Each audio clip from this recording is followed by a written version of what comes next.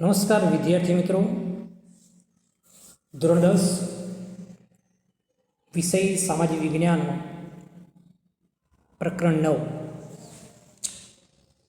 One અને વન્યજીવ સંસાધન એના વિશે આજે આપણે અભ્યાસ કરવાનો છે. માનવનું અસ્તિત્વ, પ્રગતિ અને વિકાસ સંસાધનોને આભારી છે. એટલે કે આપણું જે અસ્તિત્વ છે, આપણે જે પ્રગતિ કરી રહ્યા છીએ, આપણે જે વિકાસ કરી રહ્યા છીએ, એ સંસાધનોને આભારી છે. આમ જોઈએ તો આદિકાળથી કુદરત પાસેથી વિભિન્ન ચીજો મેળવીને આપણે આપણી જરૂરિયાતોની પૂર્તિ કરતા આવ્યા છીએ. જેમાં જંગલો અતિ મહત્વનું સંસાધન લેખાય છે. જંગલોનો સામાન્ય અર્થ આપણે જોઈએ તો વૃક્ષો, ઝાકડા કે ઘાસનો સમુચ્ચય. કુદરતી વનસ્પતિમાં જ એ જ વનસ્પતિને સમાવી શકાય કે જેનો ઉછેર માનવ સહાય વિના કુદરતી રીતે થયો હોય તેને અક્ષત વનસ્પતિ કહે છે. કે કુદરતી વનસ્પતિ કોને કહેવાય? તો કુદરતી વનસ્પતિ એનો સમાવેશ કે જેનો ઉછેર માનવીની સહાય વિના, કે તમે કે મેં કોઈએ છોડ વાવ્યો નથી, કે એને પાણી પણ રેડ્યું નથી, અને એવી અવસ્થાની અંદર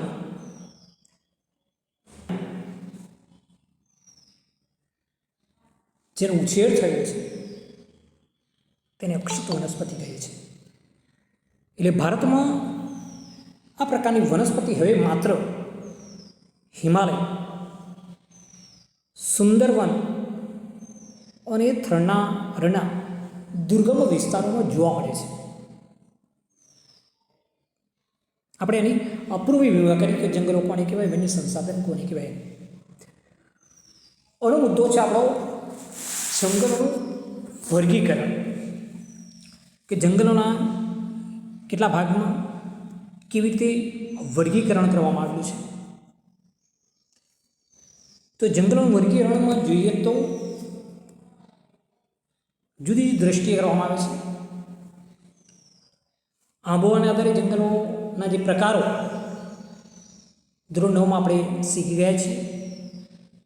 અહીંયા વહીવટી તથા માલિકી અને વ્યવસ્થાપનની દ્રષ્ટિએ પડતા જંગલોના પ્રકારો આપણે જાણવાના છે. એમાં વહીવટી દ્રષ્ટિએ જંગલોના પ્રકાર,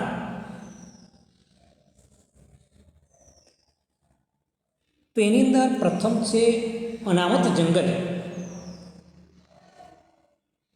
તો આ પ્રકારના જંગલો સીધા સરકારી તંત્રના નિયંત્રણમાં હોય છે. તો અનામત જંગલ કોને કહેવામાં આવે? તો આ પ્રકારના જે જંગલો છે સીધા સરકારી તંત્રના નિયંત્રણમાં હોય છે. એમાં લાકડા કાપવા કે વીણવા તથા પશુ ચારણ માટેની પ્રવેશ કરવાની મનાઈ છે. કે ત્યાં લાકડા કે વીણવા ના જઈ શકાય, પશુને ચારી ન શકાય, એવી પ્રવેશ કરવાની મનાઈ છે. બીજું છે સરસ જંગલ, કે આ પ્રકારના જંગલોની દેખભાળ સરકારી તંત્ર દ્વારા કરાય છે. ત્યાં વૃક્ષોને હાનિ પહોંચાડ્યા સિવાય લાકડા વીણવાની અને પશુચારણની સ્થાનિક લોકોને છૂટ હોય છે. ત્રીજું છે અવર્ગીકૃત જંગલો, કે હજુ સુધી આ જંગલોનું વર્ગીકરણ થયું નથી.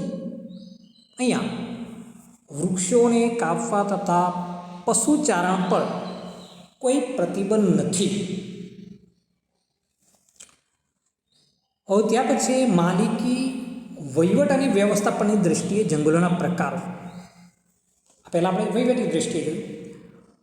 હવે છે માલિકી, વહીવટ અને વ્યવસ્થાપનની દ્રષ્ટિએ જંગલોના પ્રકારો. તો આ પ્રકારના જંગલોની રાજ્ય માલિકીનું જંગલ, કયા પ્રકારના જંગલો પર નિયંત્રણ રાજ્ય સરકાર કે કેન્દ્ર સરકારનું હોય છે? દેશના મોટાભાગના જંગલ વિસ્તારો આ પ્રકારના હોય છે. બીજું છે સામુદાયિક જંગલ, કે આ પ્રકારના જંગલો પર સ્થાનિક સ્વરાજ્યની સંસ્થાઓ એટલે ગ્રામ પંચાયત, નગરપાલિકા, મહાનગરપાલિકા, જિલ્લા પંચાયતનું નિયંત્રણ હોય છે. અને ત્રીજું છે ખાનગી જંગલ, કે આ પ્રકારના જંગલોનું વ્યક્તિગત માલિકીના હોય છે. એમાં ઓડિશા, મેઘાલય છે, પંજાબ, હિમાચલ પ્રદેશમાં આ પ્રકારના જંગલો વિશેષ જોવા મળે છે. ઘણા ખરા જે જંગલો છે શત વિશત અવસ્થામાં તો કેટલાક ઉજ્જડ અવસ્થામાં આવી ગયા હોય છે. હવે છે નવીનીકરણ એટલે કે જંગલ વિનાશ. નવીનીકરણ એટલે જંગલો નષ્ટ થવું, અત્યંત ઊંચા દરે થતું નવીનીકરણ આપણા દેશની નહીં પણ સમગ્ર વિશ્વની મુખ્ય સમસ્યા છે. તો માનવીની વિકાસ યાત્રાનું પરિણામ તેને ગણાવી શકાય. જો કે કુદરત રીતે પણ વૃક્ષો નાશ પામે છે, પણ તે માનવીના હસ્તે થતા વિનાશની તુલનામાં નગણ્ય છે. હવે નવીકરણની અસર, તો નવીનીકરણની અસરો વ્યાપક રીતે અનુભવી છે. વાતાવરણમાં કાર્બન ડાયોક્સાઇડની માત્રા વધે છે.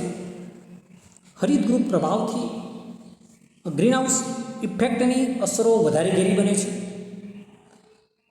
વૃક્ષોનું આચ્છાદન દૂર થતાં માટીના ધોવાણની ખેતીની પ્રવૃત્તિતા સમસ્યા વધે છે. દ્વિકલ્પીય ભારતના જંગલો મોટાભાગના નવીકરણ થવાને કારણે જંગલ વિસ્તાર ઘટ્યો છે.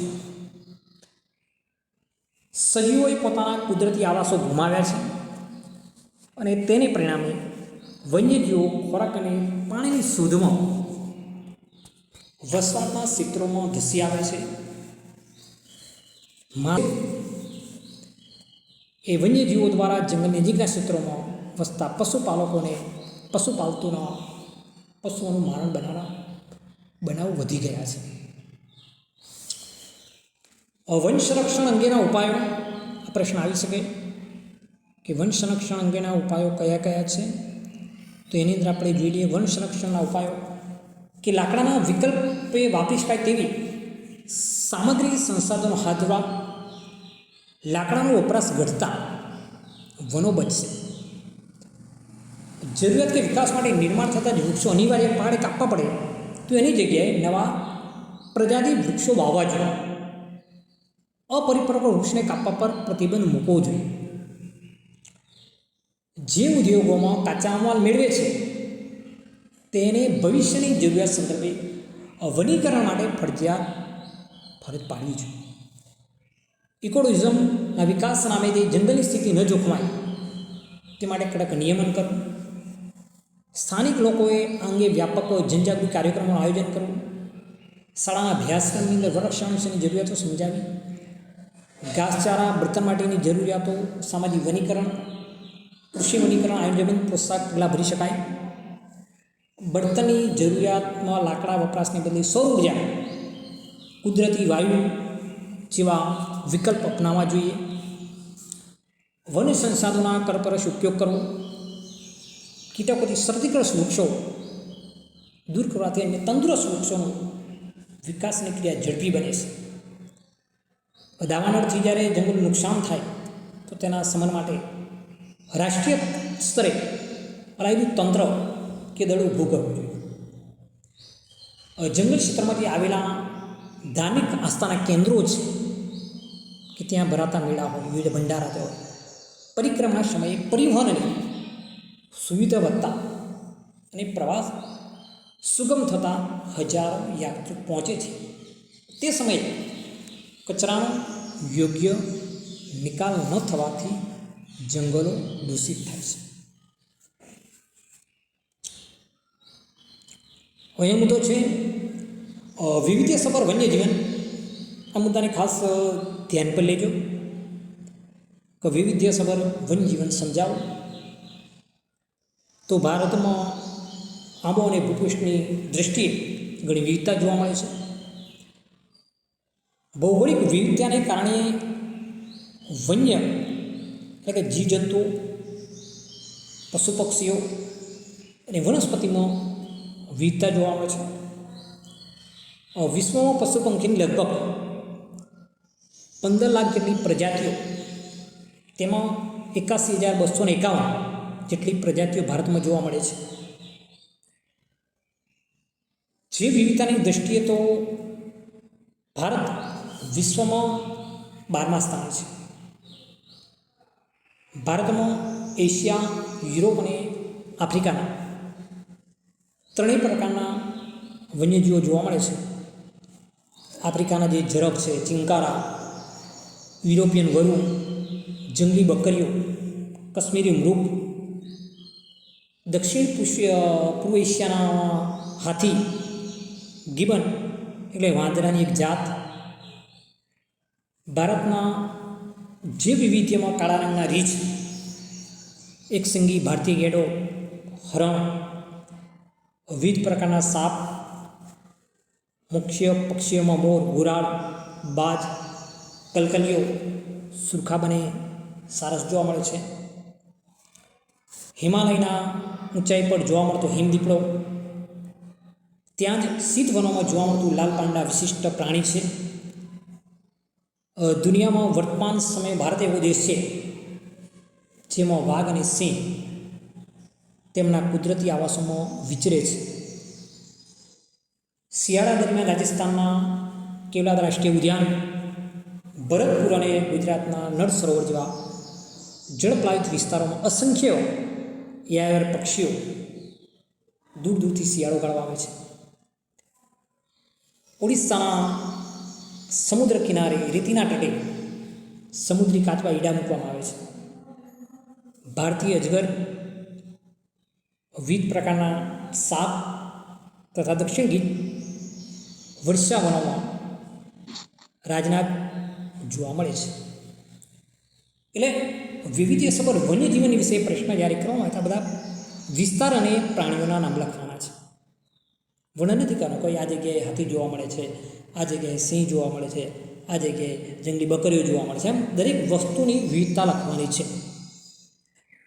એટલે તમારે જંગલી પ્રાણીઓ આવશે, જીવજંતુઓ આવી જાય, પક્ષીઓ પણ આવી જાય, સાપ અને નાગ પણ આવી જાય. આ બધાના જગ્યાઓ તમારે લખવાની છે વૈવિધ્યસભર વન્ય. બહુ સરસ અને યાદ રહેવો પ્રશ્ન જવાબ છે એટલે આના પર થોડું ફોકસ વધારે આપજો. એટલે આગળનો મુદ્દો છે આપણું લુપ્ત થતું વન્યજીવન કે આજે આપણે જોઈએ તો હજારોની સંખ્યામાં વન્યજીવો વિનાશના આરે ઉભેલા છે. સદીની શરૂઆતમાં સમગ્ર ગુજરાતમાં જે વાઘ જોવા મળતા તેમાં ગુજરાતમાં ઈડર, અંબાજી, પંચમહાલ અને ડાંગના જંગલમાં આજે ગુજરાતમાંથી સંપૂર્ણપણે વાઘ નષ્ટ થયા છે. ભારતના જંગલનો ચિત્તો નષ્ટ થઈ ગયો છે.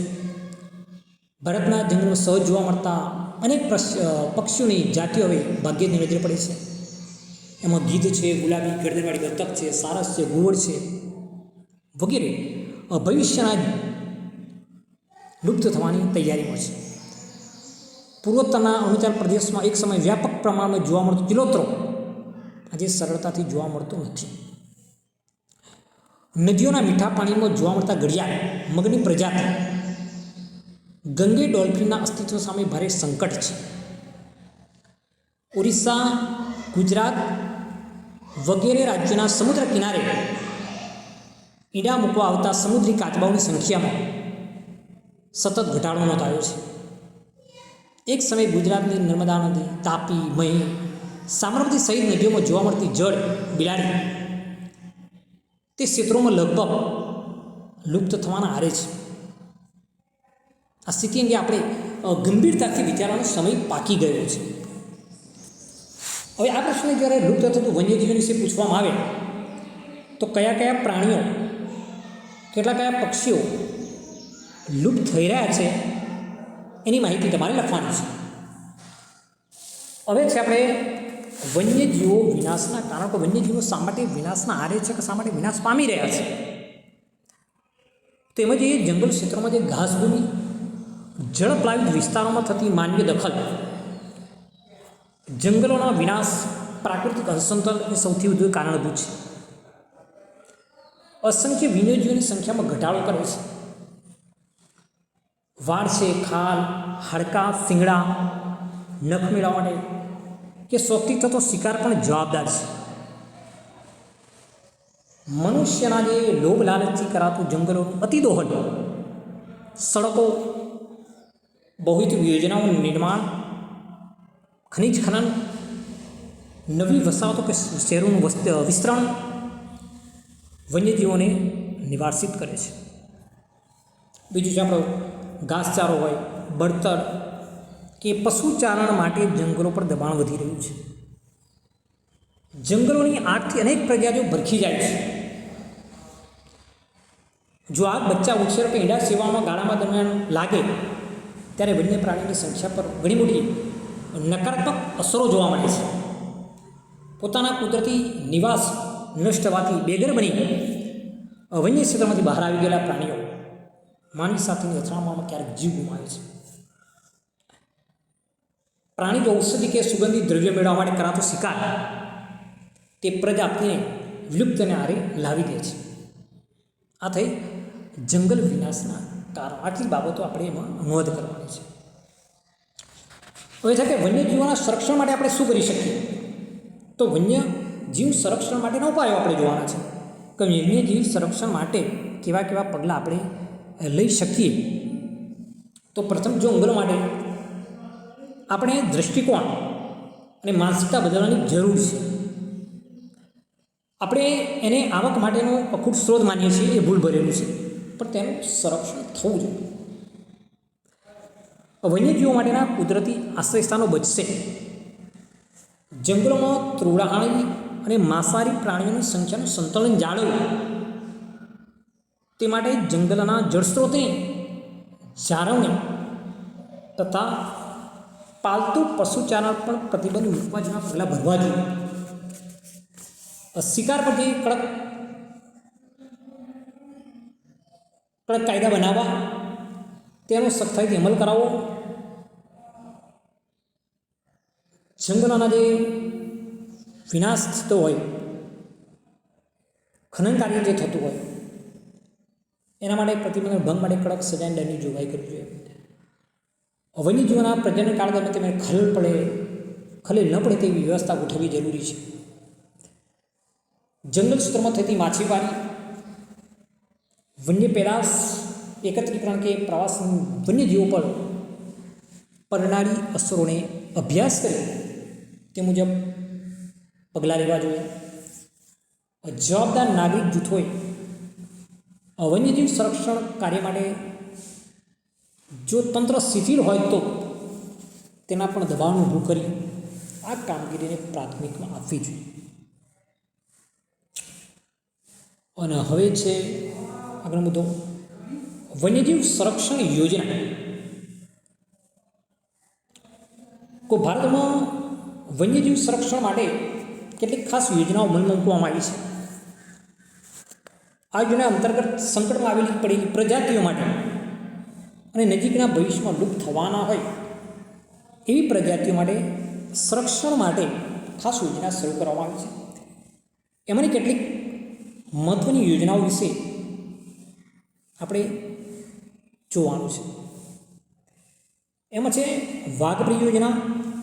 એક અંદાજ મુજબ 20મી સદીની શરૂઆતમાં ભારતમાં જંગલો જોવા મળતા લગભગ 40,000 કરતાં વધારે વાઘ હોવાનો ઉલ્લેખ છે.